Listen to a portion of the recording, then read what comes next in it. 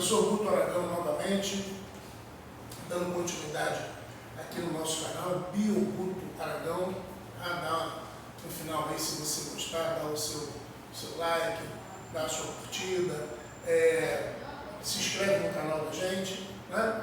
Ajuda a gente a ajudar aí o maior número possível de alunos, de pessoas que estão querendo aprender um pouco mais de biologia. Dando continuidade ao nosso vídeo sobre ecologia, vamos falar um pouquinho das cadeias e teias alimentares, né?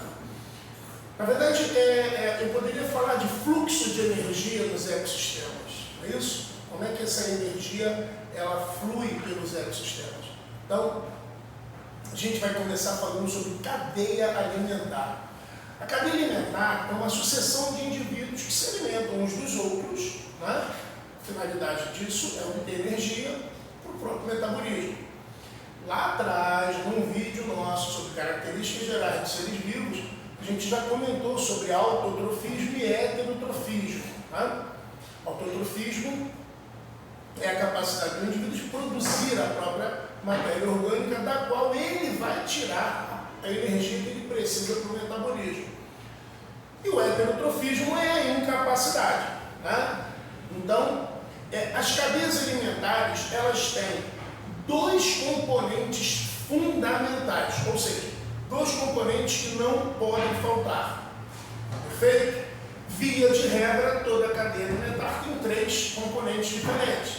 Mas, lembrando que um desses três componentes não é imprescindível. Vamos ver quais são. Primeiro são os produtores. Os produtores. Quem são os produtores? Os produtores são aqueles que vão iniciar o processo. São a base da cadeia alimentar. São aqueles que vão transformar uma determinada energia em energia química e alocar essa energia na matéria orgânica. Né? Os produtores mais famosos são os fotossintetizantes. Né?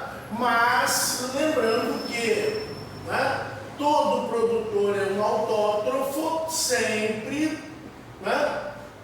sempre um autótrofo, mas lembrando que ele pode ser foto ou quimiosintetizante.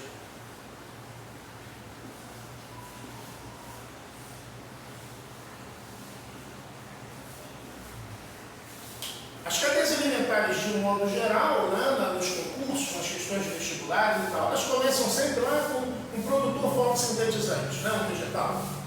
Mas tenho que lembrar a vocês que pode começar com bactérias quimiosintetizantes. E aí você fica meio perdido. Mas uma cadeia alimentar começando com bactéria? Como isso? Pode começar com uma bactéria, desde que eu esteja me referindo a uma bactéria quimiosintetizante. Essa bactéria, ao invés dela usar energia luminosa para construir a matéria orgânica dela e alocar a energia química nessa matéria orgânica, ela usa a energia oriunda de oxidação, de compostos da própria natureza. Um exemplo bom disso aí são as bactérias do solo, do ciclo do nitrogênio lá no solo. Então, começa com o produtor. Ele é o ponto de partida. Ali vai estar 100% da energia que vai fluir pela cadeia alimentar. É muito importante ter essa concepção. Ali vai estar 100% da energia que vai transitar por essa cadeia alimentar. E daí virão os consumidores, ou seja, os heterótrofos. São sempre heterótrofos,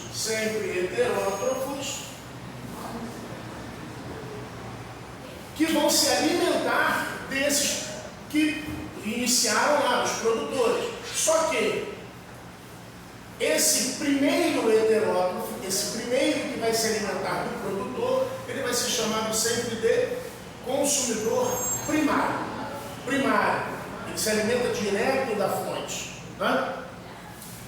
Quando essa fonte, por exemplo, é um vegetal, eu digo que esse consumidor primário é um herbívoro.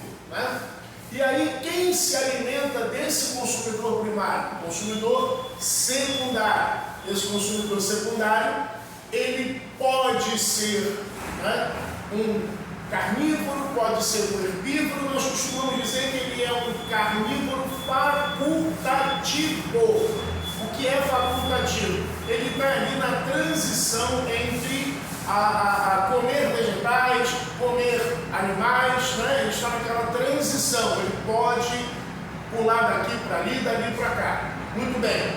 Quem vai se alimentar desse consumidor secundário? Consumidor terciário. Esse, muito provavelmente, seja um carnívoro já exclusivo, ou seja, que se alimenta apenas de carne. Perfeito? As cadeias alimentares, a gente vai entender isso mais à frente um pouco, elas são curtas, elas não são longas, tá? Elas não chegam a ter 6, 7, 8 tipos de consumidores diferentes.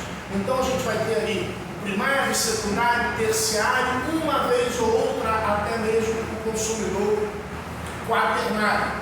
E os decompositores, que são heterótrofos também, tá? São heterótrofos também. Os decompositores, meus amigos, são as bactérias e fungos, né? Bactérias e fungos, que vão fazer a reciclagem da matéria. Ou seja, a matéria orgânica excedente, aquela que sobra, né? Porque nem todo organismo é totalmente consumido, né? A gente vai ter restos de carcaça, restos de plantas, né, que não foram totalmente consumidos.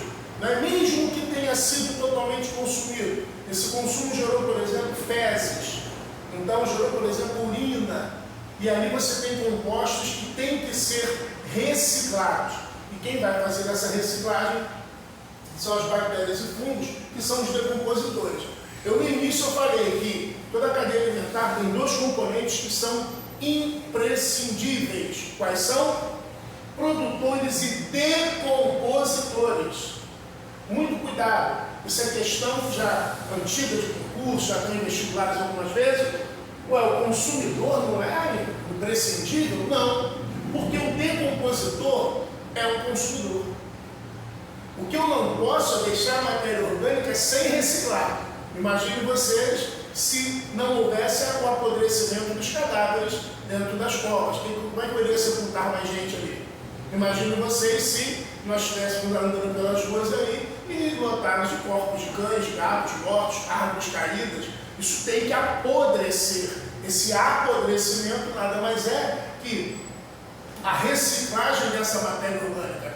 Tornar essa matéria orgânica novamente desagregada, novamente separada dos compostos inorgânicos, que vão inclusive serem absorvidos pelos produtores na sua fotossíntese, na sua quimiossíntese. Perfeito? Então, de um modo assim, bem simples, nós temos os produtores, os consumidores primários, os consumidores secundários, os consumidores terciários. Eu vou me arriscar aqui e colocar um consumidor quaternário na minha cadeia aqui no quadro, tá? Só quero lembrar a vocês o seguinte. Posso dar um exemplo? Vamos dar um exemplo? Vamos dar um exemplo. Então, por exemplo, aqui eu teria um capim. Aqui eu teria gafanhoto. Aqui eu teria, por exemplo, sapos. Aqui eu teria cobras. E aqui eu teria, por exemplo, um gavião. É perfeitamente possível essa cadeia alimentar? É perfeitamente possível. Né? É perfeitamente possível. Então, eu tenho produtores que são comidos pelos gafanhotos, os gafanhotos que são comidos pelos sapos, os sapos que são comidos pelas cobras, as cobras que são comidas pelos gaviões. As setas estão indicando o fluxo da energia. E aí eu quero chamar a atenção de vocês para o seguinte: muito cuidado agora, que eu vou mudar um pouco a nomenclatura. Cada nível, cada grupo desses indivíduos, o que Então eu não estou falando de um capim, um gafanhoto, um sapo. Eu estou falando de uma determinada região, do número de capins, né, da população de capins ali, da população de gafanhotos, da população de sapos, de cobras e gafanhotos. E cada população dessa ocupa um nível. Esse nível nós vamos chamar de nível trófico. Esse nível nós vamos chamar de nível trófico. Amigos, então os produtores, aí que eu chamo a atenção para isso, ocupam o nível trófico primário. Os consumidores primários ocupam o nível trófico secundário. Os consumidores secundários ocupam o nível trófico terciário. Os terciários ocupam o nível trófico quaternário. E por último, o nível trófico quintenário. Então, cuidado para não confundir nível trófico primário com consumidor primário. Consumidor primário é o segundo nível trófico. Isso é uma pegadinha de concurso, é uma pegadinha de questão de vestibular, de concurso público. Tomem muito cuidado com isso. Então, isso aqui é uma cadeia alimentar clássica, onde a energia vai fluir unidirecionalmente. Ela só vai andar para lá. Perfeito, meus amigos? Então, já já a gente volta dando continuidade a esse assunto, ok?